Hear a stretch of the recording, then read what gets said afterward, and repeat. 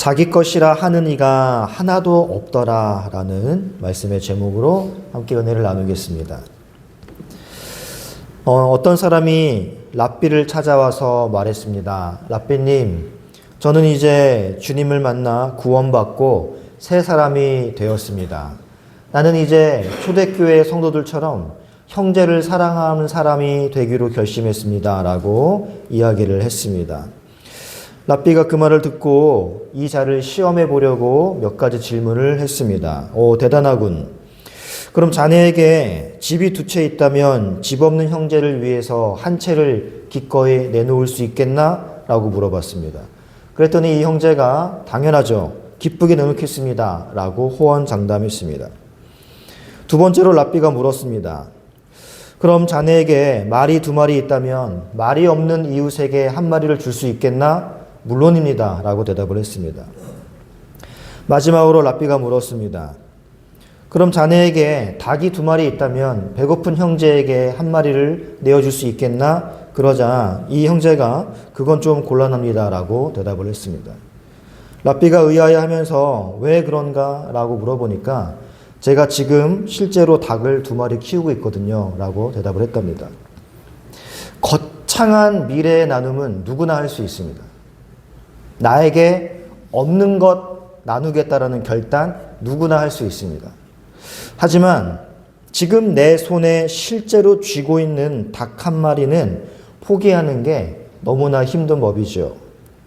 사랑하는 성도 여러분, 오늘 우리가 읽은 본문은 성령이 임하신 교회의 아주 전형적인 특징 하나를 보여주고 있습니다. 그것은 나눔이에요. 나눔. 특별히 오늘 본문은요, 사도행전 2장과 비교해서 읽어야 되는데 2장에서는 이렇게 이야기합니다. 44절, 45절 보시면 믿는 사람이 다 함께 있어 모든 물건을 서로 통용하고 또 재산과 소유를 팔아 각 사람의 필요를 따라 나눠주며 라고 기록을 합니다. 믿는 사람이 다 모든 물건을 서로 통용했습니다. 다 같이 썼다는 이야기예요. 자신의 재산과 소유를 팔아서 사람의 필요에 따라서 나누어 주었습니다. 이게 2장의 교회의 모습이었습니다. 4장에서는 이렇게 이야기합니다. 32절 보시면 믿는 무리가 한 마음과 한 뜻이 되어 모든 물건을 서로 통용하고 자기 재물을 조금이라도 자기 것이라 하는 이가 하나도 없더라. 2장과 4장 우리가 읽은 이 구절들의 내용은 같은 내용을 말하고 있습니다. 이유는요, 두 장 모두 성령의 역사를 보여주는 각각의 측면이기 때문에 그래요. 사도행전 2장은요, 오순절 성령 강림 직후의 교회의 모습입니다. 4장은요, 성령 충만한 교회가 실제로 삶 속에서 어떻게 나타나는지를 보여주는 대목이에요. 그러니까 2장은 성령께서 오신 사건에 대한 결과이고 4장은 성령께서 교회 안에서 역사하신 결과인 겁니다. 성령이 임하시고 성령이 역사하신 결과가 동일해요. 물건을 나누어 주고 필요에 따라 공급해 주는 모습. 이것이 초대교회의 가장 강력하게 나타난 특징 중 하나인 것입니다. 서로 나누는 교회. 여러분, 왜 성령이 임하시면 사람들이 자기 것을 나누게 될까요? 오늘 그 이유를 파헤쳐 보려고 합니다. 우리가 생각할 것은요, 첫 번째로는 복음이 살아 역사하는 곳에는 반드시 자비가 있어요. 자비가 없는데 복음이 역사한다라고 말할 수 없습니다. 복음이 있는 곳에는 반드시 자비가 나타나게 되어 있어요. 여러분, 사도행전 4장에는요, 교회가 굉장히 어려움을 겪고 있는 모습을 우리에게 보여주고 있습니다. 베드로와 요한이 복음을 전하다가 붙잡혀 갔고 공회로부터 협박을 받았고 공권력이 움직이기 시작했습니다. 다시는 예수의 이름으로 말하지 말라라고 사내들인 공회가 말을 했다면 그게 곧 법이 되는 거예요. 따라서 교회는 위축됩니다. 두려움에 빠질 수 있습니다. 그런데 초대교회는 어떻게 했습니까? 그러한 위축되고 두려워할 만한 상황 속에서 지난주 살펴봤듯이 모여서 하나님께 기도했습니다. 그리고 하나님을 뭐라고 불렀습니까? 4장 24절의 기록처럼 그들이 듣고 한 마음으로 하나님께 소리 높여 이르되 대주제여라고 불렀죠. 천지와 바다와 그 가운데 만물을 지으신 하나님이라고 불렀습니다. 세상의 권력자들이 아무리 위협해도 결국 역사를 다스리는 분은 전능하신 하나님이라는 믿음의 고백이었습니다. 그리고 그들은 이렇게 고백했습니다. 4장 29절에서는 주여 이제도 그들의 위협함을 굽어 보시옵고 또 종들로 하여금 담대히 하나님의 말씀을 전하게 하여 달라고 기도했습니다. 그 결과가 무엇이었습니까? 31절 말씀해 보시면 빌기를 다함에 모인 곳이 진동하더니 무리가 다 성령이 충만하여 담대히 하나님의 말씀을 전하니라. 하나님이 곧바로 이들의 기도에 응답을 하신 겁니다. 심지어 하나님의 현을 상징하는 땅이 진동하는 그러한 현상까지 일으켜 가시면서 그들에게 확신을 주셨어요. 그랬더니 그들이 성령 충만하여 기도한 대로 담대히 두려워하지 않고 하나님의 말씀을 전할 그 본문에 이어서 33절이 뭐라고 이야기합니까? 하나님의 기도에 응답하시고 사도들이 담대히 복음을 전하자. 33절에 함께 읽어보겠습니다. 시작. 사도들이 큰 권능으로 주 예수의 부활을 증언하니 우리가 큰 은혜를 받아. 여러분, 여기서 중요한 연결고리가 나와요. 하나님께 기도했더니 하나님의 응답하셨네 에서 끝나는 게 아닙니다. 하나님께 그들이 그렇게 간절하게 기도한 기도 제목 무엇이었습니까? 담대히 전하게 하옵소서. 그리고 하나님이 응답하셨습니다. 그들이 두려움을 갖지 않고 담대히 전하게 되었습니다. 그 결과가 무엇이냐 그 말입니다. 무리가 큰 은혜를 받고 그 다음 34절입니다. 함께 읽어보겠습니다. 시작. 그 중에 이는 밭과 집 있는 자는 팔아 그 판 것의 값을 가져다가. 여러분, 순서를 잘 보셔야 돼요. 교회 안에 가난한 사람이 없었던 이유는 이 초대교회 멤버들이 단순히 마음이 자비롭고 착해서 뿐만이 아니에요. 여러분, 교회 안에 가난한 사람이 없었던 이유는 무엇입니까? 33절에 그 이유가 나오죠. 뭐라고 나와요? 큰 은혜를 받아. 무리가 큰 은혜를 받으니까 그 결과 공동체 안에 가난한 자가 없는 거예요. 그러면 큰 은혜를 받게 된 요인은 뭐예요? 부활을 증언하는 걸 들었습니다. 그리스도의 복음을 들은 거예요. 순서가 이거예요. 그리스도의 복음을 듣고 큰 은혜를 받자 공동체 안에 가난한 자가 없게 되는 거예요. 이게 굉장히 중요한 순서입니다. 복음이 강하게 선포되면 그 결과는 이웃 사랑으로 나타나야 당연한 것입니다. 복음이 사람의 마음을 바꾸었고 그 결과 자기 것을 움켜쥐지 않게 되는 결과가 교회 안에 나타나는 거예요.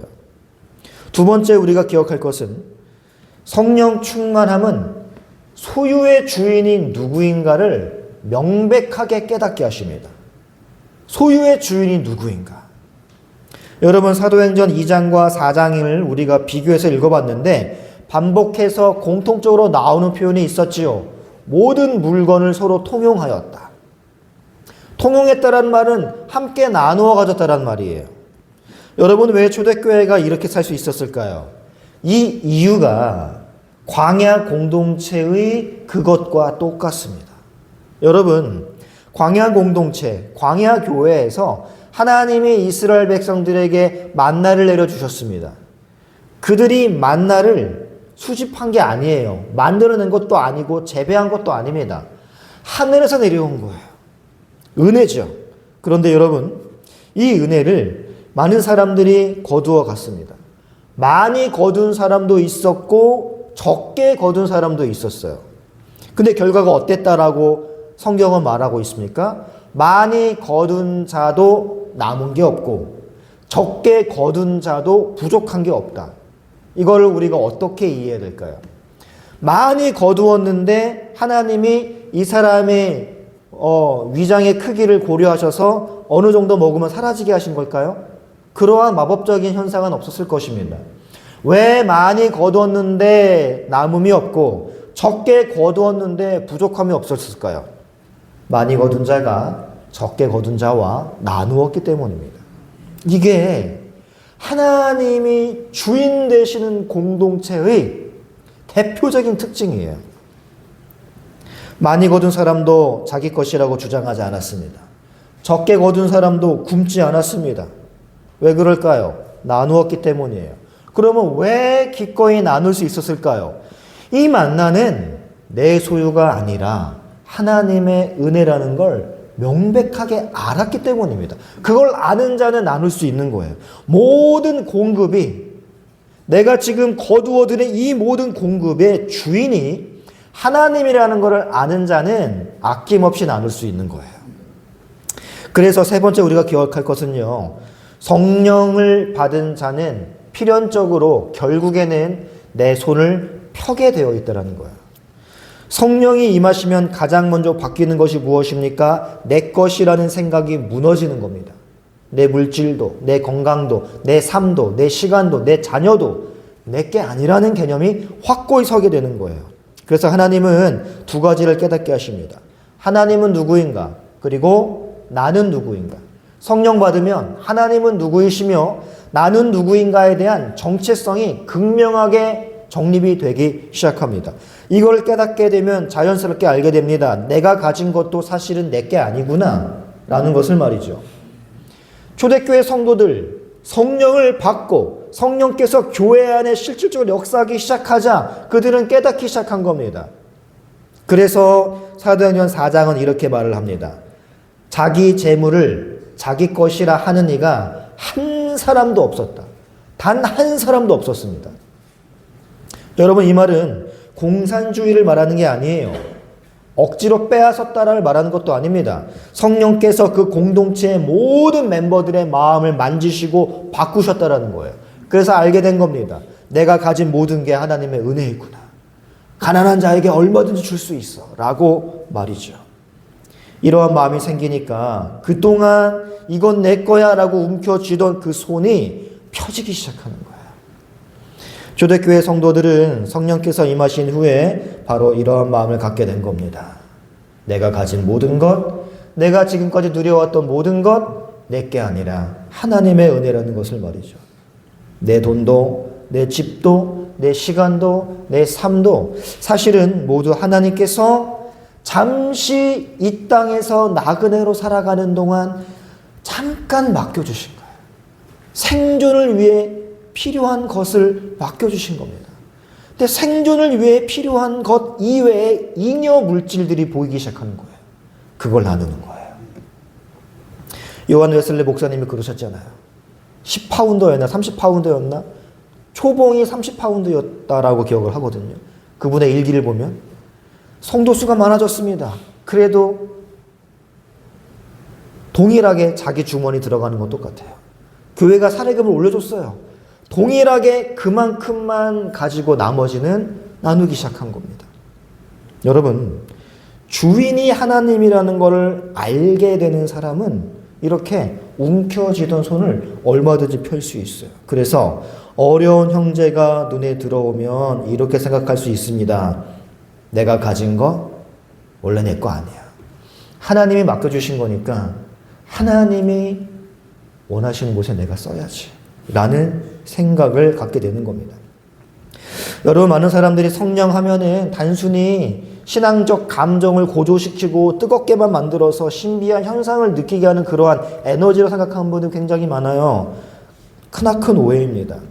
성령은요, 은혜를 적용시켜 주셔서 하나님이 원하시는 하나님 사랑과 이웃 사랑하는 자의 모습으로 만들어 가시는 분이 성령님이신 겁니다. 그래서 진짜 성령 충만한 삶은 삶의 태도가 바뀌어요. 광신자처럼 기도하고 그러한 모습으로 나타나는 게 성령 충만이 아니에요. 삶의 변화예요. 삶의 변화. 소유를 대하는 태도를 바꾸고 이웃을 대하는 태도를 바꾸고 가난한 자를 외면하지 못하게 만듭니다. 그래서 우리가 교회에 헌금을 하는 거예요. 우리는 종종 헌금을 얼마나 많이 냈는가로 생각합니다. 저희 장모님께서 교회에 엄청 큰 상처를 받으셨거든요. 담임 목사님이 그게 제가 첫 번째 사역했던 교회인데 그 연말정산할 때 1년 동안 11조를 얼마 했나 감사헌금을 얼마 했나 관리자는 알 수가 있단 말입니다. 재정부는 알 수가 있어요. 그거를 입수해가지고 목사님이 이렇게 말씀하신 거예요. 집사가 돼가지고 말이야 지금 신앙생활을 몇십 년 했는데 사위가 목사인데 말이야 헌금을 이따위로밖에 안 해? 라고 말을 한 거예요. 저는 너무나 큰 충격을 받았습니다. 여러분 헌금은요 액수가 중요한 게 아니에요. 더 중요한 건 이겁니다. 헌금을 내는 내 마음가짐. 나는 과연 무엇을 움켜쥐고 있는가? 내가 진짜 이 물질이 하나님의 은혜라는 걸 자각하고 드리고 있는가? 이게 중요한 거예요. 여러분 예수님은 물질이 있는 곳에 마음이 있다고 말씀하셨습니다. 무슨 말이냐면 돈이 마음의 상태를 반영한다는 말이에요. 돈을 쓰는 곳을 보면 그 사람의 마음이 어디가 있는가를 알 수 있다는 거예요. 내가 돈을 쓰는 것을 보면 내 마음의 초점이 어디에 맞춰져 있는가 이걸 알 수 있는 겁니다. 예전에 아주 오래된 영화인데 보신 적 있을까 모르겠습니다. 마누라 죽이기란 영화 혹시 아십니까? 마누라 죽이기란 영화. 박중훈 씨하고 고 최진실 씨가 주연인데 두 분이 부부예요. 근데 이 남자 주인공이 외도를 한단 말입니다. 바람을 펴요. 아주 젊은 여자와 바람을 펴요. 마음은 그 여자에게 이미 다 가 있는 거예요. 그래서 이 최진실 씨를 어떻게 해야 없앨 수 있을까 고민하면서 이제 살아가는 영화 제목이 마누라 죽이기인데 어느 날 금은방을 갑니다. 상간녀와 함께. 그리고 제 기억으로는 아마 다이아몬드 반지 같아요. 최고급 다이아몬드 반지를 선물로 해줘요. 상간녀에게. 그리고 이 금은방 점주에게 물어봅니다. 이렇게 비싼 반지 했는데 뭐 서비스로 은반지 하나 안 주십니까? 그 은반지를 받아가지고 진짜 와이프에게 그걸 갖다 주는 거예요. 그러니까 상간녀에게는 돈을 이만큼 쓰고 진짜 아내에게는 돈을 이만큼 쓰는 거죠. 그 사람의 마음이 상간녀에게 있다는 증거 아니겠습니까? 돈을 어디에 쓰느냐, 물질을 어디에 쓰느냐가 내 마음과 내 가치관이 어디에 집중되어 있는가를 보여준단 말이에요. 여러분, 내가 이웃을 위해 움켜쥐고 있던 물질을 과감하게 놓는다면 우리의 마음이 이웃 사랑을 향하고 있다라는 명확한 증거가 될 수 있습니다. 하나님이 진짜 내 주인이시라는 것을 확실히 아는 사람은 비단 돈뿐만 아니라 나의 건강도, 재능도, 인생도 송두리째 하나님께 드릴 수 있는 삶이 되는 거예요. 여러분, 오늘 본문에서 초대교회 성도들이 서로 나눌 수 있었던 이유는 단순히 그들이 착해서가 아닙니다. 그들은 성령 안에서 우리가 가진 것의 참 주인이 누구이신가를 명확하게 깨달았기 때문이에요. 그러자 모든 것이 하나님의 것이다 라는 가치관과 정체성이 확립되는 겁니다. 그 믿음이 그들의 삶을 바꾼 거예요. 그럼 우리가 나중에 살펴보겠지만 아나니아와 삽비라가 왜 죽음을 당했는지 우리가 대충 짐작할 수 있겠죠. 말씀을 맺겠습니다. 사랑하는 성도 여러분, 초대교회가 위대했던 이유는 돈을 많이 소유했기 때문도 아닙니다. 제도가 완벽했기 때문도 아니에요. 그 사람들이 원래부터 착했기 때문도 아닙니다. 그들의 삶을 바꾼 건 단 하나입니다. 성령께서 그들 가운데 임하셨다라는 거예요. 성령이 임하시고 교회 안에서 실제적으로 역사하시자 그들은 깨닫기 시작했습니다. 모든 것이 하나님의 것이구나. 여러분, 왜 초대교회에서 나타난 여러 가지 양상 중에 왜 굳이 가진 것을 통용했다라는 게 제일 먼저 등장했을까요? 이웃 사랑, 내 지체를 돌보는 것이 성령 충만의 가장 큰 첫 번째 표지이기 때문이에요. 어떤 현상이 아니라. 성령께서 임하신 사람은 손이 펴집니다. 나를 희생하여 옆에 있는 지체를 돌볼 수 있습니다. 내가 하나의 미랄이 되어 썩어줄 수 있는 자세가 얼마든지 되어 있어요. 자기 것이라고 주장하지 않고, 형제의 아픔을 외면하지 않고, 가난한 자를 결단코 그냥 지나치지 않습니다.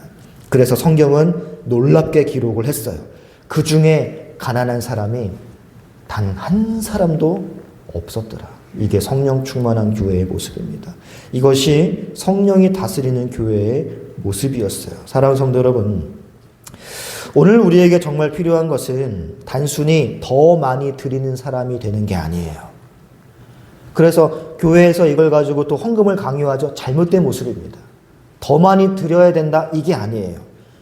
우리가 정말 필요한 것은 내 삶의 주인이 하나님이다라는 확실한 인식이에요. 이거 없이 물질만 더 많이 드리고 헌금만 더 많이 드리고 아무 의미 없습니다. 의식의 변화가 먼저예요. 내 돈도, 내 시간도, 내 건강도, 내 인생도 이 주인이 하나님이라는 인식이 없다면 우리가 헌금하는 것 아무 의미 없음을 기억하시고, 성령께서 우리 교회도 만져주셔서 내가 가진 것이 다 하나님의 은혜이다라는 고백이 넘쳐나는 공동체가 되기를 말씀으로 축복합니다. 우리 찬양하고 함께 기도하겠습니다.